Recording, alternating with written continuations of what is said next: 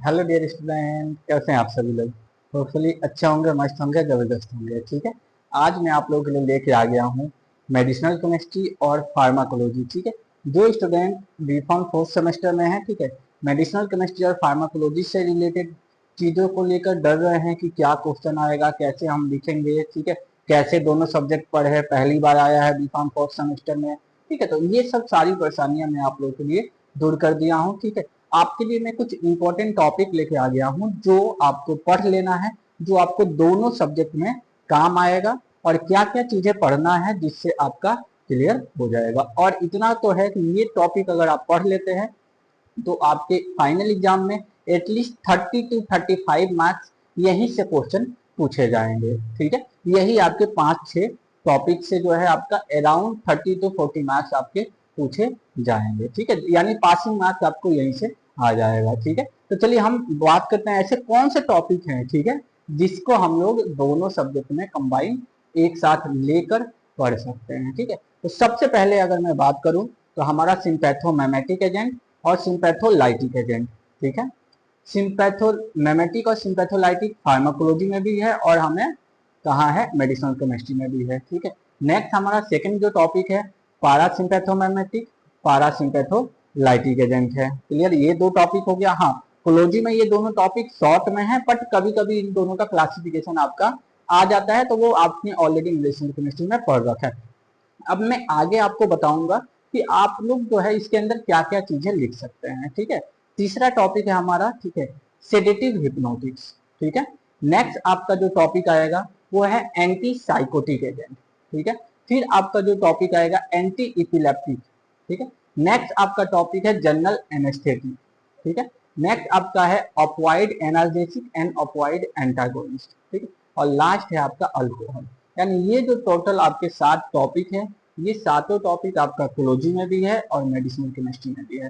तो इन सातों टॉपिक को अगर आप लोग क्या कर लेते हैं, पढ़ लेते हैं, तो आपका मेडिसिनल केमिस्ट्री या कोलॉजी का भी अराउंड 30 to 40 मार्क्स आपका क्लियर हो जाएंगे। ठीक है, क्योंकि सेडेटिव हिप्नोटिक में बेंजोडाइजेपिन और बारबिटूरेट ये दोनों आपको पढ़ना है। ये आपको ऐसे हैं, इन दोनों का क्लासिफिकेशन याद रखना है, जो आपका फार्माकोलॉजी में भी काम आएगा। बहुत सारे ड्रग जो हैं सेंटर डिप्रेशन ड्रग होते हैं, तो उसमें काम आ जाएगा। ठीक है, और आपका जो मेडिसिनल केमिस्ट्री में है वहां तो आपका यूज आएगा ही आएगा।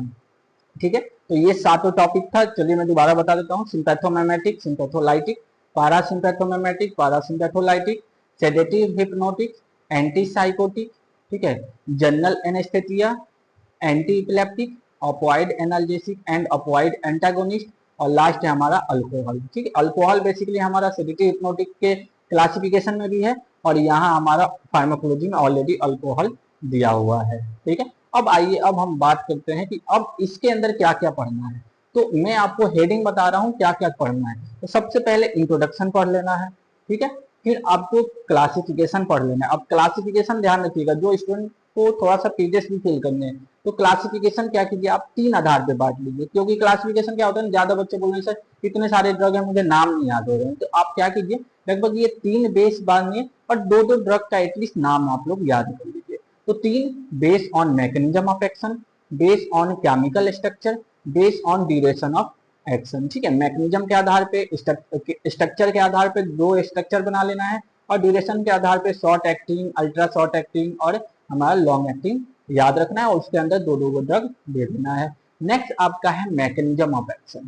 ठीक है, mechanism of action, medicinal use जिसको थेराप्यूटिक यूज है, डोजेस फॉर्म, ये कुछ टॉपिक्स हैं जो आपको फार्माकोलॉजी और आपके मेडिसिनल केमिस्ट्री दोनों सब्जेक्ट में आपको कंबाइन पढ़ना है।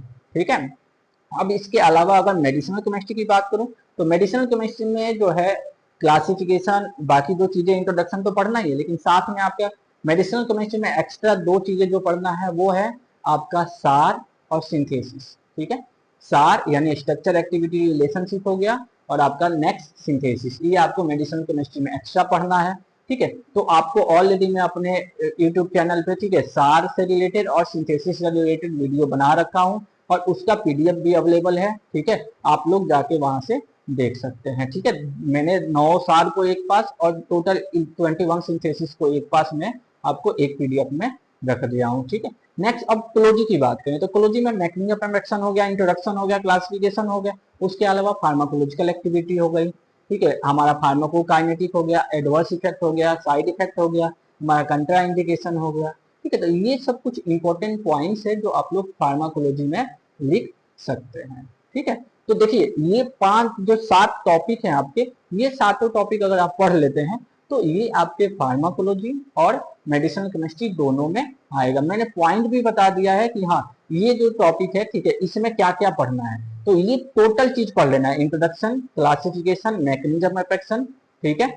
उसके बाद अगर मैं मेडिसिनल केमिस्ट्री के लिए सिंथेसिस सार, कोलॉजी के लिए pharmacological activity, adverse effect, side effect, pharmacokinetic, doses form, ठीक है, डोज, ब्रांड नेम, ये सब आपको याद कर लेना है, कुछ पॉइंट जो आपको काम आएगा, ठीक है। क्योंकि देखिए मैकेनिज्म ऑफ एक्शन वहां भी आपको देगा कि कोई ड्रग दे देगा कि write down the chemical structure and MOA of diazepam, ठीक है। तो भाई एमओए कहाँ पढ़िएगा आप, कोलॉजी में बहुत अच्छे से पढ़िएगा, तो आप कोलॉजी से एमओए पढ़ लीजिएगा, आपको मेडिसिनल केमिस्ट्री अलग से पढ़ने की जरूरत नहीं है, ठीक है।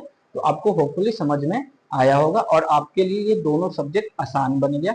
और ये टॉपिक को आप लोग क्या कीजिए, डिटेल में देख लीजिए। हाँ अगर इस टॉपिक का आपको नोट्स चाहिए तो मैं आपको अपने गूगल ड्राइव का लिंक जो है डिस्क्रिप्शन में डाल दूंगा, वहां पे आपको फार्माकोलॉजी और मेडिसिनल केमिस्ट्री दोनों के all unit notes, all 5 unit notes आपको अवेलेबल हैं, वो आपको मिल जाएंगे इजी वे में, ठीक है। होपफुली स्टूडेंट आपको समझ में आया होगा, अगर आपको अच्छा लगा होगा, ठीक है, तो आप लोग अपने दोस्तों को भी शेयर कीजिए, क्योंकि आपका एग्जाम है, अगर ये टॉपिक्स जो है इंपॉर्टेंट, जो 7 टॉपिक जो मैंने बताया है, वो अगर वो पढ़ लेते हैं तो उनके लिए हेल्पफुल हो सकता है, ठीक है। Thank you student.